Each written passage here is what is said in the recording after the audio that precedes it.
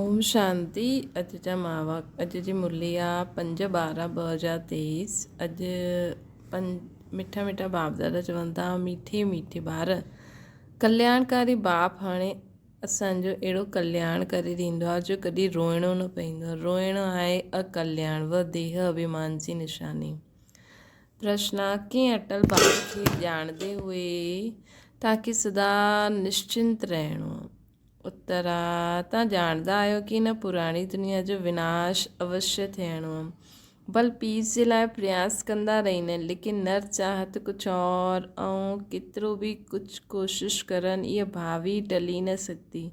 Natural calamities आदि बि थियणियूं आहिनि। तव्हांखे नशो आहे कि असां ईश्वरीय गोद वरिती आहे जो साक्षात्कार कयो आहे उहो सभु प्रैक्टिकल में थियणो ई आहे। इन करे तव्हां सदा निश्चिंत आहियो। ओम शांति। विश्व में मनुष्यनि जी बुद्धि में भक्ति मार्ग जो ई गायन आहे। छो जी हाणे भक्ति मार्ग हलियलु आहे न, हिते पोइ भक्ति जो गायन आहे, हिते त बाप जो गायन आहे। बाप जी महिमा करणी हूंदी आहे न। जंहिं बाप सां एतिरो ऊंच वरसो मिलंदो आहे। भक्ति में सुख न आहे। भक्ति में रहंदे हुए बि यादि त स्वर्ग खे ई कंदा आहिनि। मनुष्य मरदा आहिनि त चवंदा आहिनि स्वर्गवासी थियो त ख़ुशी थियणी खपे, जबकि स्वर्ग में जनम वठंदा आहियूं त पोइ रोइण जी दरकार ई न आहे। वास्तव में इहा सची ॻाल्हि त आहे न कि वास्तव में इहा सची ॻाल्हि त आहे न कि स्वर्गवासी थियो मतिलबु उहो स्वर्ग में वेंदो थोरी आहे, इन करे रोईंदा रहंदा आहिनि। अगरि स्वर्ग में कोई वञे त रोए थोरी, त ज़रूरु स्वर्ग में न वेंदो न।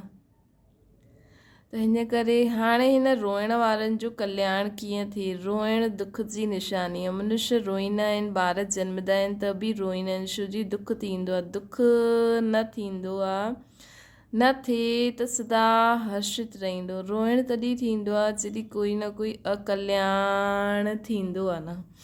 सत्युग में कॾहिं अकल्याण न थींदो आहे, इन करे कॾहिं रोईंदा ई न आहिनि। अकल्याण जी ॻाल्हि ई न हूंदी आहे हुते। हिते कॾहिं कमाई में घाटो पइजी वियो या कॾहिं अन्न न मिलियो त दुख थींदा आहिनि। दुख में रोईंदा आहिनि, भॻवान खे यादि कंदा आहिनि कि अची करे सभिनि जो कल्याण करो। अगरि सर्वव्यापी आहे त कंहिंखे चईंदा कल्याण करो। परम पिता परमात्मा खे सर्वव्यापी मञणु वॾे खां वॾी भूल आहे। बाबा चवनि था बाप आहे सभिनि जो कल्याणकारी, उहो हिकु ई कल्याणकारी आहे त ज़रूरु सभिनि जो कल्याण कंदा न। तव्हां ॿार ॼाणंदा आहियो परम पिता परमात्मा हमेशह कल्याण ई कंदा आहिनि। हाणे उहो परम पिता परमात्मा कॾहिं आया जो विश्व जो कल्याण कई। विश्व जो कल्याण करण वारो आहे, ॿियो त कोई आहे न। बाप खे पोइ सर्वव्यापी चई ॾींदा आहिनि। केतिरी भारी भूल आहे। बाप खे पोइ सर्वव्यापी चई छॾंदा आहिनि त इहा केॾी भारी भूल आहे न। हाणे बाप पंहिंजो परिचय ॾेई करे चईंदो आहे मनमना भव, हिन में ई कल्याण आहे। हाणे बाबा सखे पंहिंजो परिचय ॾेई करे चईंदा आहिनि ॿार मनमना भव, मूंखे यादि करो। सत्युग त्रेता में कोई बि हालति में अकल्याण हूंदो न आहे। त्रेता में बि जबकि राम राज्य आहे त हुते शेर बकरी खटा जल पींदा आहिनि। त सत्युग त्रेता में कोई बि हालति में अकल्याण न हूंदो। असां राम सीता जे राज्य में राम सीता जे राज्य जी एतिरी स्तुति न कंदा आहियूं छो जी 2 कलाक कम थी वई त 2 कलाक कम थियण जे कारण कुझु न कुझु सुख कम मिलंदो आहे। हिन करे त्रेता वारे राम सीता जे राज्य जी एॾी महिमा न आहे। लेकिन सत्युगी लक्ष्मी नारायण जे उन्हनि जे राज्य में ॾाढो सुख आहे। बाबा त ॿई दुनिया जी स्थापना था करनि त बि बाबा चईंदा आहिनि न मां त देवी देवताउनि जो रचयिता आहे। त्रेता वारनि खे बि देवी देवता थोरी चईंदासीं। असां त पसंदि कंदा आहियूं स्वर्ग खे जो बाप सां अपन कंदा आहिनि। हुननि में पूरो वरसो पायो त ॾाढो सुठो आहे। ऊच त्यूच बाप सां वरसो वठी ऊच त्यूच बाप खां वरसो वठूं, असांजो कल्याण थिए, असां कल्याण करूं। ॿियनि जो बि करूं, ख़ुदि जो बि करूं, हर हिक खे पंहिंजो कल्याण करणो आहे। श्रीमती बाप सम्झायो आहे। हिकु आहे आसुरी संप्रदाय, ॿी आहे दैवी संप्रदाय। हाणे हिकु तरफ़ रावण राज्य आहे, ॿी तरफ़ दैवी राज्य जी स्थापना था करूं। हीअं न कि हाणे देवी संप्रदाय आहे, आसुरी संप्रदाय खे मां दैवी, आसुरी संप्रदाय खे मां दैवी ठाहियां थो। शिव भॻवान वचन चईंदा दैवी संप्रदाय त सतयुग में बाप चईंदा आहिनि, हिन आसुरी संप्रदाय खे दैवी संप्रदाय भविष्य जे लाइ मां ठाहींदो आहे। हाणे ब्राह्मण संप्रदाय दैवी संप्रदाय ठहे थी न। गुरु नानक बि चयईं न, मनुष्य खां देवता, परंतु कहिड़े मनुष्य जेके देवता ठाहिनि उहे ड्रामा जे आदि मध्य अंत खे ॼाणंदा ई न आहिनि। सृष्टि जे आदि मध्य आदि में जो लक्ष्मी नारायण श्रेष्ठाचारी हुआ, उहो बि आदि मध्य अंत खे न ॼाणंदा आहिनि, त्रिकालदर्शी न आहिनि। अॻियां जन्म में त्रिकालदर्शी हुया, मतिलबु हाणे संगम युग ते सुदर्शन चक्रधारी हुया, तॾहिं इहे राजपद पातई। उन्हनि पोइ सुदर्शन चक्र ॾेई छॾियो आहे विष्णु खे। त इहो सम्झाइणो आहे कि सुदर्शन चक्रधारी ब्राह्मण आहिनि, त मनुष्य आश्चर्य खाईंदा। उहो त श्री कृष्ण खे बि चई ॾींदा आहिनि, विष्णु खे बि चई ॾींदा आहिनि। इहे त ॼाणंदा न आहिनि कि विष्णु जा ॿ रूप श्री लक्ष्मी श्री नारायण। असां बि न ॼाणंदा हुआसीं। मनुष्य त हर ॻाल्हि में चई ॾींदा आहिनि भावी, जो थियण वारो हुनखे कोई टाले न सघंदो। ये त ड्रामा आहे। त पहिरियों बाप जो परिचय ॾेई करे ये ड्रामा जो राज सम्झायूं। बाबा चईंदा आहिनि छो जो मनुष्य हर ॻाल्हि में चई छॾंदा आहिनि भावी, ऐं ॿियो भॻवान ते बि चई छॾंदा आहिनि जेकी भॻवान जी मर्ज़ी। परंतु बाबा चवनि थो पहिरियों बाबा जो परिचय ॾेई करे, पहिरियों बाबा जो परिचय ॾियूं या ड्रामा जो राज सम्झायूं। बाबा ये प्रश्न था पुछनि, जो बि सो बि जॾहिं बाबा जी यादि हुजे, पहिरियों बाप जो परिचय ॾियणो खपे। छो जी पहिरियों जॾहिं असां ॿुधाईंदासीं न कि असां आत्मा आहियूं, परमात्मा जा ॿार आहियूं, असां परमधाम में रहण वारा, त असां हिन सृष्टि में एॾा सारा जन्म वरिता आहिनि, त असांजा जेका हिसाब किताब आहिनि उहो त चुकतो थियणो ई आहे। पहिरियों बाप जो परिचय ॾियणो आहे। बेहद जो बाप शिव बाबा त मशहूरु आहे न। रुद्र बाबा बि न चईंदासीं, शिव बाबा नामी ग्रामी आहे। बाप सम्झाईंदा आहिनि कि जाते ताते भगत आहिनि, उन्हनि खे वञी करे सम्झायो। अख़बार में पियो हुयो, मनुष्य चईंदा आहिनि कि हिमालय जी एतिरी मल्टी मिलियन एज आहे। अख़बार में पढ़ियो हुयो, मनुष्य चईंदा आहिनि हिमालय जी एतिरी मल्टी मिलियन एज आहे। हाणे हिमालय जी कोई आयु हूंदी आहे छा? इहे त सदैव आहे ई। हिमालय कॾहिं गुम थींदो आहे छा? इहो भारत बि अनादि आहे, कॾहिं रचियो हुनजी एज न निकारे सघंदा आहियूं। वैसे हिमालय जे लाइ बि चई ॾींदा आहिनि, वैसे हिमालय जे लाइ बि न चई सघंदा आहियूं कि इहे कॾहिं खां हिमालय ठहियो। इन हिमालय पहाड़ जी आयु गिणबी न आहे। ईअं थोरी चईंदासीं कि आकाश जी समुद्र जी आयु एतिरी आहे। हिमालय जी आयु चईंदासीं त समुद्र जी बि ॿुधाइनि, हिमालय जी आयु चईंदा त समुद्र जी बि ॿुधाए। कुझु बि ॼाणंदा न आहिनि। अगरि हिमालय जी आयु ॿुधाए सघंदा आहिनि त समुद्र जी बि ॿुधाइनि। हिते त तव्हांखे बाप सां वरसो पाइणो आहे। इहा आहे ईश्वरीय फैमिली। ये सम्झी आहे ईश्वरीय फैमिली। बाबा चवंदा इहे असांजी ईश्वरीय फैमिली आहे। केॾी वॾी फैमिली आहे असांजी।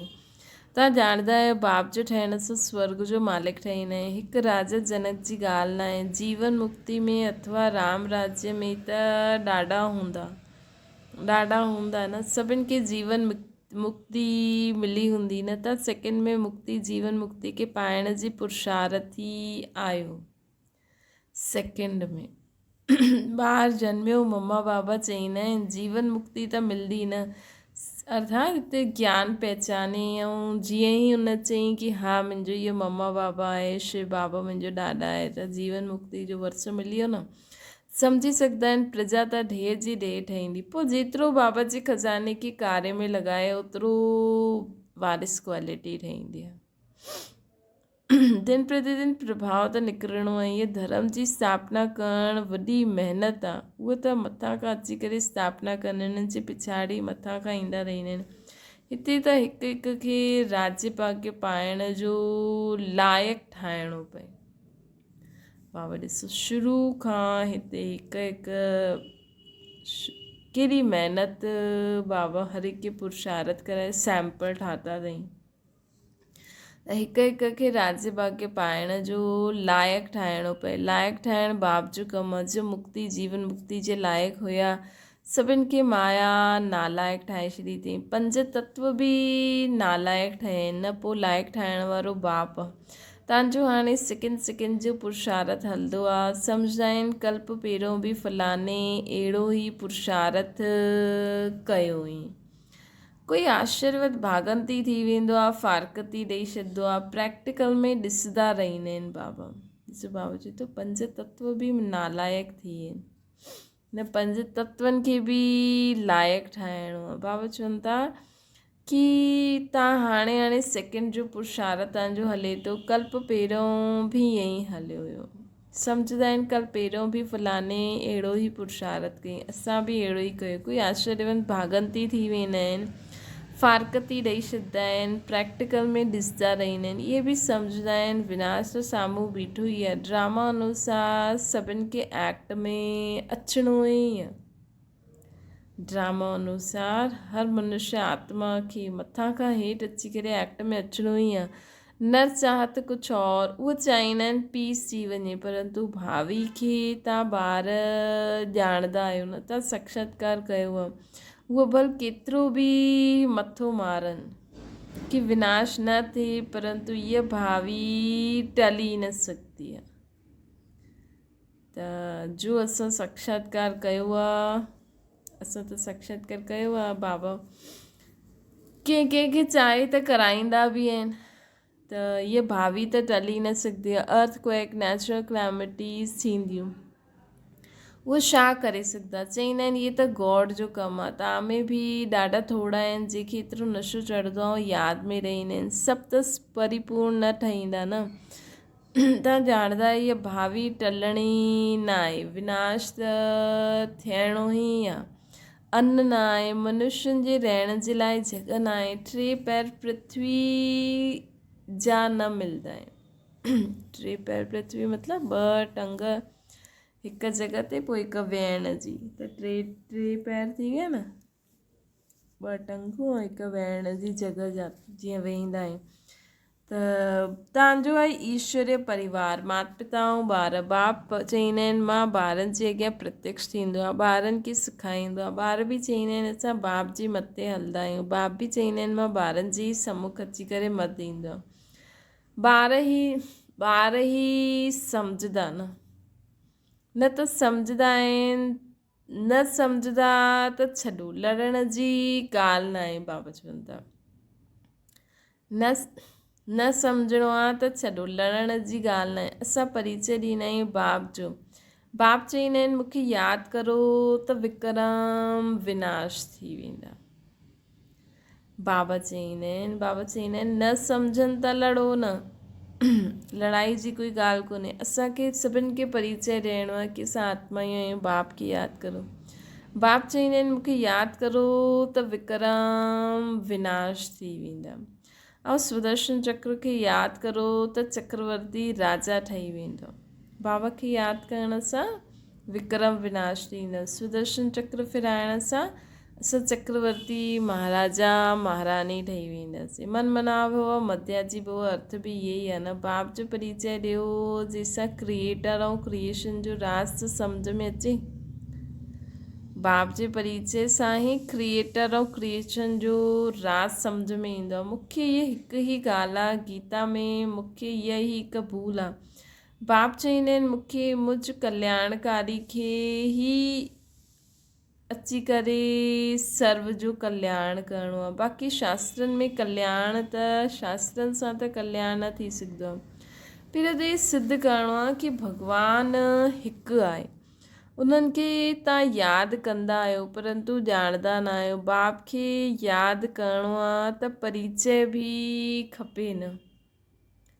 त पहिरियों ई सिद्ध करो कि भॻवानु हिकु आहे, उनखे तव्हां यादि कंदा आहियो परंतु ॼाणंदा न आहियो। बाप खे यादि करिणो आहे त परिचय बि त खपे न असांखे। उहो किथे रहंदा आहिनि, ईंदा आहिनि व न ईंदा आहिनि, बाप वरसो त ज़रूरु हितां जा लाइ ई ॾींदो या हुतां जे लाइ ॾींदो। बाबा हिन सृष्टि ते ईंदा बि आहिनि त बाबा वरसो किथां जे लाइ ॾींदो, हितां जे लाइ ॾींदो या हुतां जे लाइ ॾींदो, मथां जे लाइ ॾींदो। बाप त सम्मुख खपे न। त बाबा त अची करे हेठां जे लाइ वरसो ॾियणो आहे त हेठि ई अची करे ॾींदा न। त बाबा चवनि था शिवरात्रि बि मल्हाईंदा आहिनि। शिव त सुप्रीम फादर आहे, सभी आत्माउनि जो सुप्रीम बाप आहे न। उहो रचता आहे, नई नॉलेज ॾींदा आहिनि न। सृष्टि चक्र जे आदि मध्य अंत खे उहे ॼाणंदा आहिनि। शिव बाबा उहा आहे ऊच ते ऊचो टीचर जो मनुष्य खे देवता ठाहींदा आहिनि, राजयोग सिखलाईंदा आहिनि। टीचर कॾहिं राजयोग सिखलाए न सघे। असांखे बि उन्हनि सिखलायो आहे, तॾहिं त असां तव्हांखे सिखलायूं था न। गीता में बि शुरूआत में आहे ऐं अंत में आहे मनमना भव मध्याजी भव चइबो आहे न। झाड़ ऐं ड्रामा जी नॉलेज बि ॿुधी में रहंदी आहे न, डिटेल में सम्झाइणो पए। रिज़ल्ट में पोइ बि हिकु ॻाल्हि ईंदी आहे, झाड़ ऐं ड्रामा जी नॉलेज ॿुधी में रहंदी आहे न, डिटेल में सम्झाइणो पए। रिज़ल्ट में पोइ बि हिकु ॻाल्हि ईंदी आहे, बाप ऐं वरसे खे यादि करो। हिते त हिकु बाप आहे, असां विश्व जा मालिक ठाहींदा आहियूं। विश्व जो मालिक ई विश्व कल्याणकारी ई विश्व जो मालिक ठाहींदा आहिनि न, उन्हनि खे ई ठाहींदा आहिनि। स्वर्ग जो मालिक ठाहींदा आहिनि, नर्क जो थोरी ठाहींदासीं। दुनिया इहे न ॼाणदी आहे कि नर्क जो रचयिता रावण, दुनिया इहे न ॼाणदी आहे कि नर्क जो रचयिता रावण, स्वर्ग जो रचयिता बाप आहे। हाणे बाप चवंदा आहिनि मौत साम्हूं बीठो आहे, सभिनि जी वानप्रस्थ अवस्था आहे। मां सभिनि खे वठी वञण लाइ आयो आहियां। बाबा हाणे सभिनि खे वठी वञण लाइ आया आहिनि। मौत साम्हूं बीठो ई आहे, तॾहिं बाबा चवंदा आहिनि हर घड़ी मूंखे यादि करो। कॾहिं बाबा चवंदा आहिनि सभिनि जे सर ते मौत मंडराए थी। कॾहिं चवनि था सभिनि जे साम्हूं मौत बीठी आहे, त असांखे सदा बाप जी यादि में रहणो आहे। मूंखे यादि करो त विक्रम विनाश थींदा, आत्मा मेरी खां शुद्ध थी वेंदी। बाबा खे यादि करण सां आत्मा मेरी खां शुद्ध थी वेंदी, पोइ तव्हांखे मां स्वर्ग में भेजे ॾींदमि। मतलब बाबा मोकिलंदा न आहिनि, आत्मा आपे ई पंहिंजे समय ते अची वेंदी आहे। इहे निश्चय बुद्धि सां कंहिंखे सम्झाइणो आहे, निश्चय बुद्धि सां असांखे कंहिंखे बि सम्झाइणो आहे। तोते मुआफ़िक़ न भई हा भाउ ईअं ज्ञान अचक, लेकिन अंदरि निश्चय हुजणो खपे, उहो नशो हुजणो खपे, सत्यता जी शक्ति हुजणी खपे। निश्चय बुद्धि की कॾहिं रोइण जी व देह अभिमान में अचण जी ॻाल्हि न रहंदी।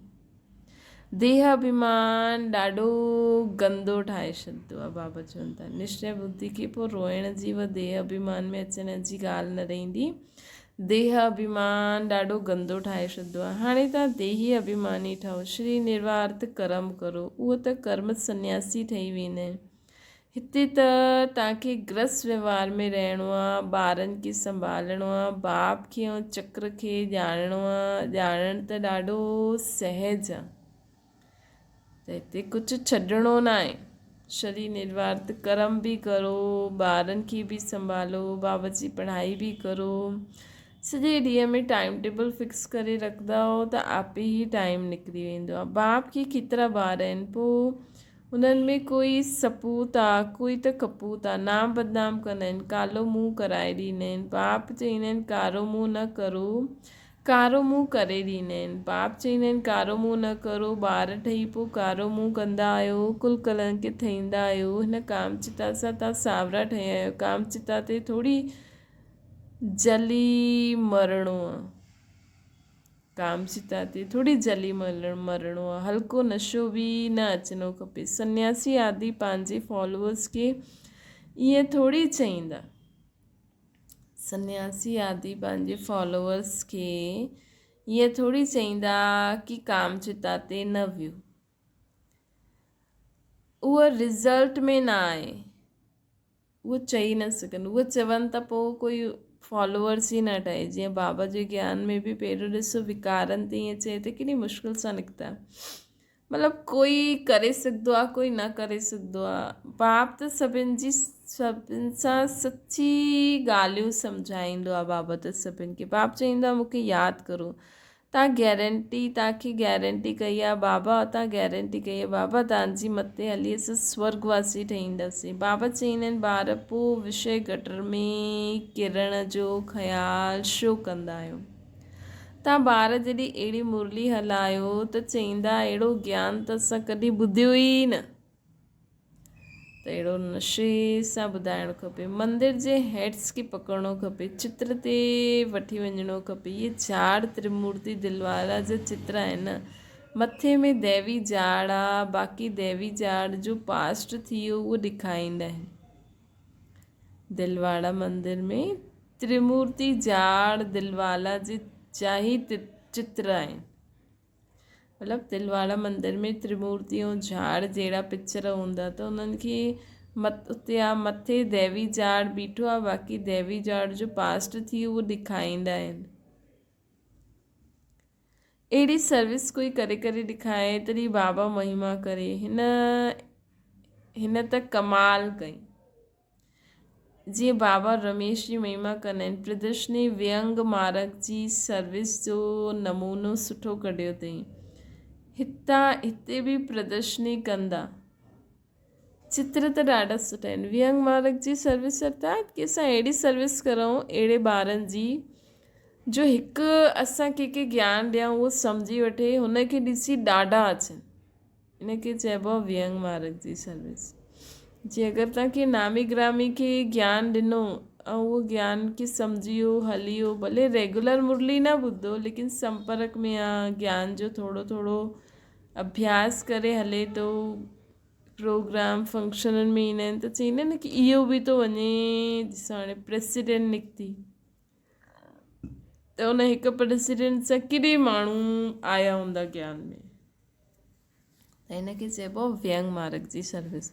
हाणे ॾिसो दिल्ली में जो रिलीजियस कॉन्फ्रेंस थींदी आहे उहो बि चईंदा आहिनि न वननेस ते, उनजो त अर्थ ई न आहे न। बाप हिकु ई आहे, बाक़ी भाउ भेण आहिनि। दिल्ली में जो कॉन्फ्रेंस थींदी रहंदी आहे उहो बि चईंदा आहिनि वननेस ते, उन्हनि जो त अर्थ ई उन्हनि खे पतो ई न आहे। बाप हिकु आहे, वननेस मतिलबु बाबा हिकु असां सभु आत्मा भाउ शरीर जे नाते भाउ भेण। बाप खां वरसो मिलण जी ॻाल्हि आहे, आपस में मिली खीर खंड कीअं थियूं इहा ॻाल्हि सम्झण जी आहे। आपस में हिक ॿिए जे सुभाउ संस्कार सां टकर न थी, सभु मिली जुली करे रहनि। प्रदर्शनी जी वृद्धि जे लाइ युक्ति रचणी खपे। जो सर्विस जो सबूत न ॾेखारींदा आहिनि उन्हनि खे त लज्जा अचणी खपे। बाबा चवनि था जैसा कि बाबा एॾी महिनत करनि था त उनजो रिटर्न त ॾियणो पवंदो न, त सर्विस त करणी पवंदी। अगरि 10 नया आया 8-10 मरी विया त हिन सां फ़ाइदो ई छा? बाबा चवनि था अगरि 10 नया आया ऐं 8-10 मरी विया त हिन सां फ़ाइदो ई छा थियो? तंहिंजे करे भले तव्हां वटि नथा अचनि लेकिन बाबा सां उन्हनि जो कनेक्शन टुटणो न खपे। एॾो कंहिंखे बि तव्हां ज्ञान ॾियो, परिचय ॾियो त आत्मा सदा बाबा खे यादि कंदी रहे। बाबा सां उनजो डिसकनेक्शन न थियणो खपे। अच्छा, मीठी मीठी सिकिल जे ॿारनि प्रति माता पिता बाप दादा जो यादि प्यार ऐं गुड मॉर्निंग। रूहानी बाप जी सभिनि रूहानी ॿारनि खे नमस्ते। असांजी बि रूहानी माता पिता बाप दादा खे यादि प्यार गुड मॉर्निंग ऐं नमस्ते। धारणा जे लाइ मुख्य सार श्री निर्वार्थ कर्म कंदे देही अभिमानी रहण जो अभ्यास करो। कहिड़ी बि परिस्थिति में रोइण व देह अभिमान में न अचिणो आहे। ॿियो श्रीमत ते पंहिंजो ॿियनि जो कल्याण करिणो। असांखे श्रीमत ते पंहिंजो ॿियनि जो कल्याण करिणो। सपूत ठही बाप जो नाम बालो करिणो। श्रीमत ते असांखे पंहिंजो ॿियनि जो कल्याण करिणो आहे, सपूत ॿार ठही बाप जो नाम बालो करिणो आहे। त बाबा जी न कोई अहिड़ी सर्विस करे ॾेखारियो जंहिंसां बाबा जी दिलि ते चढ़ूं असां। सर्विस जो रिज़ल्ट ॾेखारिणो खपे। सर्विस जो रिज़ल्ट नथो अचे त लज्जा अचणी खपे। वरदाना व्यर्थ संकल्पनि खे समृत में परिवर्तन करे सहयोगी ठहिण वारी समृत आत्मा ठहो। कई बार सोचदा आहिनि कि मुंहिंजो पाठ त एतिरो ॾेखारे में नथो ॾिए, योग त लॻंदो न आहे, अशरीरी थींदा न आहिनि, इहे व्यर्थ संकल्प आहिनि। इन्हनि संकल्पनि खे परिवर्तित करे समृत संकल्प करो कि यादि त मुंहिंजो स्वधर्म आहे, मां ई कल्प कल्प जो सहज योगी आहियां, मां योगी न ठहींदमि त केरु ठहींदो। कॾहिं न सोचूं कि छा करां, मुंहिंजो शरीर त हली नथो सघे, इहे पुराणो शरीर त बेकार आहे न। वाह वाह जो संकल्प करो, कमाल गायो हिन अंतिम शरीर जी कि असांखे ॾिसो ये अंतिम शरीर में कहिड़ो ऊच ते ऊच बाबा मिलियो आहे। बाबा त चए थो मूंखे यादि करो त तव्हांजो शरीर बि ठीकु थी वेंदो। बाबा जी जेतिरी सर्विस कंदासीं न असांजा हूंदा त बाबा असांखे शरीर खे हलाइण जी बि शक्ति ॾींदा आहिनि। लेकिन पोइ जो तव्हां चाहे था भई हिकदमि तंदुरुस्त फिट ऐं ईअं थोरो बहुत त ब्रह्मा मम्मा बाबा खे केॾो थियो। त सदा वाह वाह जो संकल्प करो, कमाल गायो हिन अंतिम शरीर जी त समृद्धि अची वेंदी। स्लोगन आहे शुभ भावनाउनि जी शक्ति ॿियनि जी व्यर्थ भावनाउनि खे बि परिवर्तित करे सघंदी आहे। सभिनि जो कल्याण थिए, सभी मनुष्य आत्माउनि जा स्वभाव संस्कार ठीकु रहनि। कंहिंजे बि बारे में जो बि आहे, बाबा चवनि था सदा शुभ भावना शुभकामना कंदा हलो, सर्व जे प्रति सर्व जो कल्याण थिए। इहे असांजी शुभ भावना शुभकामना ॿियनि जे व्यर्थ भावनाउनि खे बि परिवर्तित करे छॾंदी। अच्छा, ओम शांति। बाबा खे यादि करो।